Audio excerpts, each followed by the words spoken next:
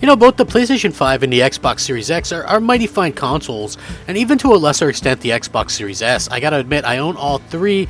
I think all three of them have their particular place. If I'm being honest about it, PlayStation is still the most the place where you're going to mostly find a lot of those great single-player AAA experiences that you can't find anywhere else. I mean, let's be real. We used to find them from places like Ubisoft, and even Microsoft would have some of them. But now it's basically, if you're looking for big production, you have to go PlayStation, right? They're the ones to see. If you're looking for a console that's going to have a lot of like games as a service and kind of live type games, that's going to be more Xbox related. Obviously they have Game Pass that they're pushing heavily, and obviously that's going to be good for them. But it's going to take a certain type of gamer that's going to be into that. Same thing with PlayStation. They both have their positive, they both have their negative. I've said that multiple times. And one of the things that I like talking about is the fact that we're in a generation that realistically is probably going to shape up to be one of the better generations that we've ever had. And I think that that's going to be really great news for a lot of people going forward. Now, when it comes to being able to actually get one of these new consoles, that's another thing altogether. And unfortunately, there's some really bad news, maybe even what I consider heartbreaking news for those that want to get, these consoles. And they're really good consoles. I freely admit that. In a year or so's time, I think Xbox in a couple years' time is going to be a really de facto place to play games. PlayStation 5 already is. So yeah, I think that it's really one of the things that kind of comes out to play depending on who you are. It's not a fanboy thing, it's not an Xbox thing, it's not a PlayStation thing. This is a gamer thing, and that's what this video is about. What's up, everybody? The Crap Gamer with Crap Gamer Reviews, back with yet another video. Still recovering from COVID-19. Yes, very much a dangerous situation. More dangerous. I was really more worried about the family and things like that. And again, it's just like I said, a very serious thing. Trust me on that. I'm not gonna preach anything at you guys, but I would just say take it seriously, because it can definitely knock you on your butt.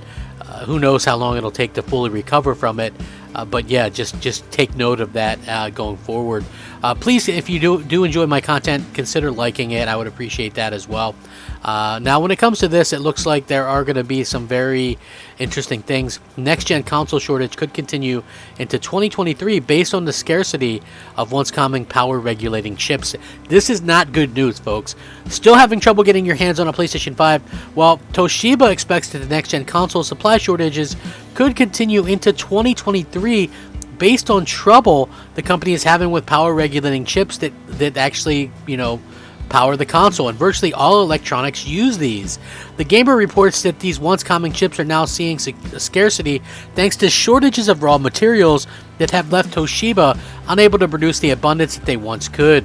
The supply of chips will remain very tight until at least September next year. In some cases, we may find some customers not being fully served until 2023, according to a Toshiba director who does semiconductor production.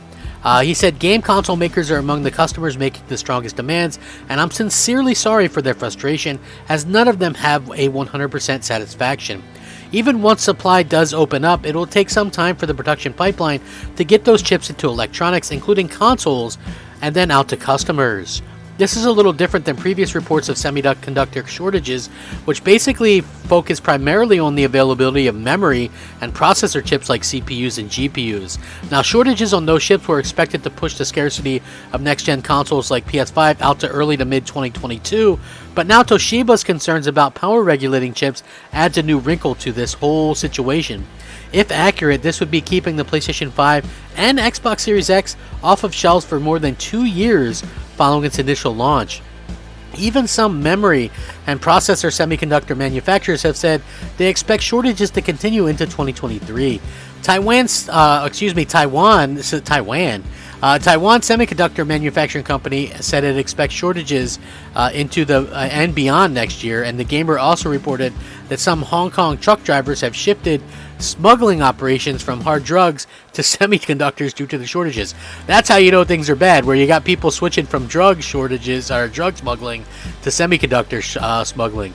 Sony recently said that a redesign of the PlayStation 5 could ease the strain, and a new model seems to remove some of the overall material weight. most notably in the heatsink. However, this redesign doesn't change the availability of the chips, which is the real issue, creating a holdup in the production.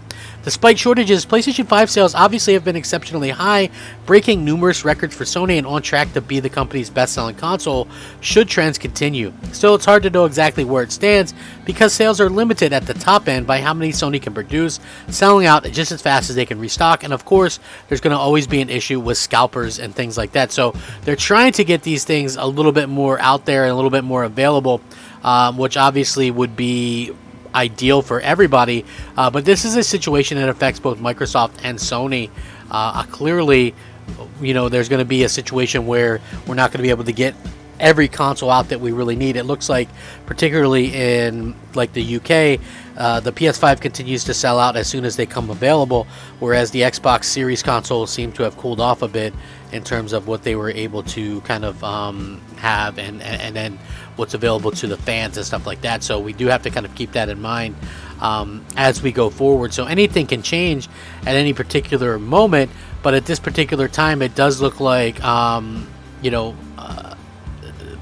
that we're going to be in this for the long haul. We're going to be seeing a lot of issues. We're going to be seeing a lot of people wish that they had a console and not be able to get it. What could this mean also for the future? What a lot of people don't realize is that this means that we probably won't get console refreshes, right? Like, I know a lot of people are like, oh, well, probably a lot of people assumed we would get console refreshes. I started to kind of doubt that.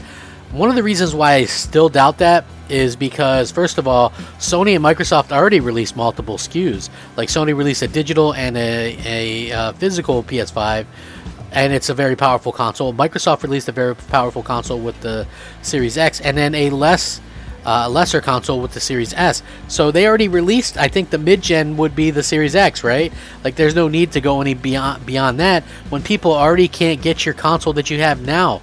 You do refreshes to reinvigorate sales, and their sales are already invigorated. You see what I'm saying? In fact, we're not even going to get the big games, like from Xbox in particular. Look, the Fables and the Avoweds and the State of Decay 3s and that kind of stuff. We're not even going to be at Perfect Dark 2024 maybe.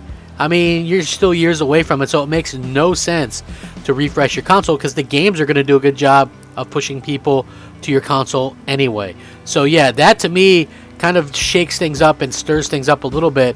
Hopefully we do see some things come to change before too long, because this is I hate to say it, just this is really, really bad news, and I really feel for anybody who hasn't been able to get some of these consoles. Now, I have been able to go into a store and be able to see the Series S multiple times. In fact, I have one in my living room, and I was telling people, it's a quality console if you're like looking for something to play like shooters on and something like that, or you don't have a 2.1 HDMI TV.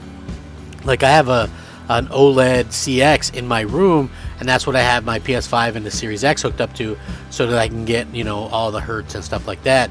But when it comes to the one out in the living room, it's just a 2.1, even though it is a 70-inch TV as well, and it can support up to 120 frames, but it can only do limited resolution when you do that. So yeah, like, mostly what I use out of that is for, like, if you're playing, or the kids want to play Call of Duty or Warzone or Fortnite or whatever, to get the most out of it. So yeah, it's like completely different type of situation. But this is a very interesting topic, and I really do hope that everybody that wants a new console can get it. It's kind of a shame that we're at the point where we're at right now, but I do hope that we start to see some kind of deviation from this before too long. And I know that supposedly it's supposed to help a little bit that Sony is offering these redesigns. So hopefully those kind of go out there and do what they're saying they're going to be able to do.